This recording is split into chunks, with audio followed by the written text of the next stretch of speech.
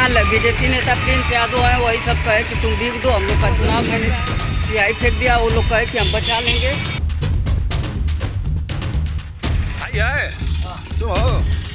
वो कौन था जिसने दारा सिंह चौहान पर फेंकी स्याही? क्या बीजेपी ने खुद लिखी थी स्याही कांड की पटकथा? 5 सितंबर को मऊ की घोसी विधानसभा सीट पर होने वाले उपचुनाव से पहले यूपी की राजनीति गर्मा गई है और स्याही कांड ने इसे और ज्यादा हवा देने का काम कर दिया है।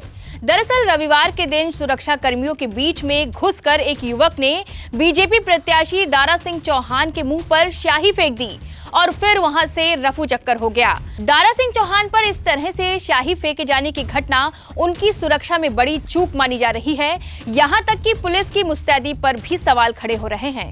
इस स्याही कांड के बाद आरोपों और प्रत्यारोपों का भी दौर तेज हो गया है। सपा के मुखिया अखिलेश यादव ने तो सीधे सीधे इस स्याही कांड के लिए बीजेपी और खुद दारा सिंह चौहान को ही जिम्मेदार ठहरा दिया। अखिलेश भैया ने तो ये तक बोल दिया है कि अपने ने ही अपनों पर दाग लगाया। तो दारा सिंह चौहान इसके लिए अखिलेश को कोसे पड़े हैं। नहीं, हम अदरी में गए थे, हमारे पार्टी का कार्यक्रम चल रहा था। हम लोग पार्टी में गए, ज्यों ही पार्टी से उतरे लोग जिंदाबाद का नारा लगाते हुए लोग और कार्यकर्ता स्वागत कर रहा था, माला पहना था। उसी बीच में इस तरीके से कोई देख नहीं पाया और स्याही फेंकना, फेंक करके तो ये बौखलाहट में किया गया। इसका मतलब है ये पूरी तरीके से आज ही उन्होंने चुनाव जो हार मान लिया है, इस नाते इस तरीके का कुकृत किया है। और इस जो कुकृत उन्होंने किया है, इससे आप देखिएगा 5 तारीख के लामबंद होकर के घोसी गई जनता, भारतीय जनता पार्टी का यह उपचुनाव जिसमें देश की निगाह लगी है, ये देश में संदेश देगा कि आने वाले दिन में उत्तर प्रदेश से 80 लोकसभा मोदी जी, योगी जी के नेतृत्व में जितवा करके इस देश में तीसरी बार आदरणीय जो प्रधानमंत्री जी को, तीसरी बार मोदी जी को प्रधानमंत्री बनाने का संकल्प हम दोहराने का काम करेंगे। लेकिन राजनीतिक बयानबाजियों के बीच सवाल ये है कि आखिर ये स्याही फेंकने वाला आदमी है कौन? बीजेपी से है या सपा से है या फिर कोई सिरफिरा? इस पर जाने से पहले आपको बता दें कि बीजेपी प्रत्याशी दारा सिंह चौहान के ऊपर स्याही फेंकने वाले युवक ने सरेंडर कर दिया है। उसने ये सरेंडर कोपागंज थाने में किया है। आरोपी की पहचान मोनू यादव उर्फ डायमंड के रूप में की गई है।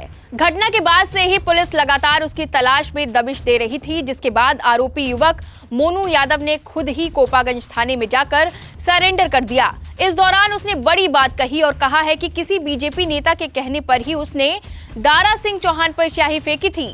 बीजेपी नेता प्रिंस यादव है, वही सब कहे कि तुम बीक दो हम लोग का चुनाव फंस रहा है। हाँ। इसी वजह से मैंने सियाही फेंक दिया। वो लोग कहे कि हम बचा लेंगे। और तुमको तुम्हारे साथ साथ कौन था?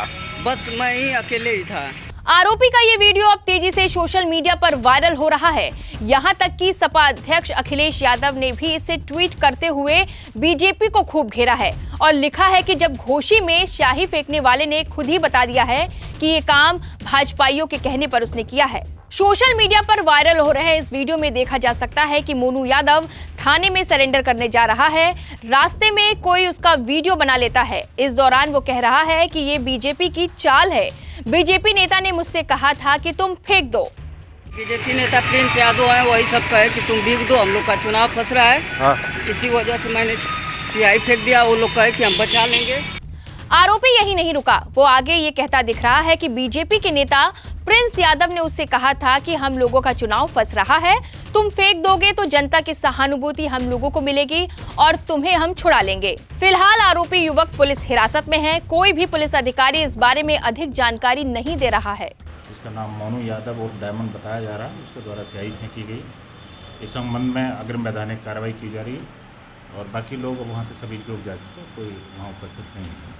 क्या फेंकने वाला पकड़ा गया? अभी नहीं पता गया। क्या लग रहा है पूर्व नियोजित था ये? इसके बारे में अभी जांच हो रही है, इसके बारे में कुछ कहा नहीं जा सकता। लेकिन इस वीडियो के वायरल होने के बाद समाजवादी पार्टी को बैठे बिठाए बीजेपी को घेरने का मौका मिल गया। अब स्याही कांड के पीछे का सच क्या है, ये तो जांच का विषय है। लेकिन इस कांड ने घोसी में होने वाले उपचुनाव को और भी ज्यादा दिलचस्प बना दिया है। वैसे भी घोसी की लड़ाई न सिर्फ अखिलेश के लिए नाक की लड़ाई है, बल्कि दारा सिंह चौहान और ओपी राजभर के राजनीतिक भविष्य का दारोमदार भी इसी पर टिका है, क्योंकि यही चुनाव ये तय करेगा कि सपा का दामन छोड़कर बीजेपी में आए इन दो नेताओं को मंत्रिमंडल में जगह मिलेगी या मामला अटक जाएगा।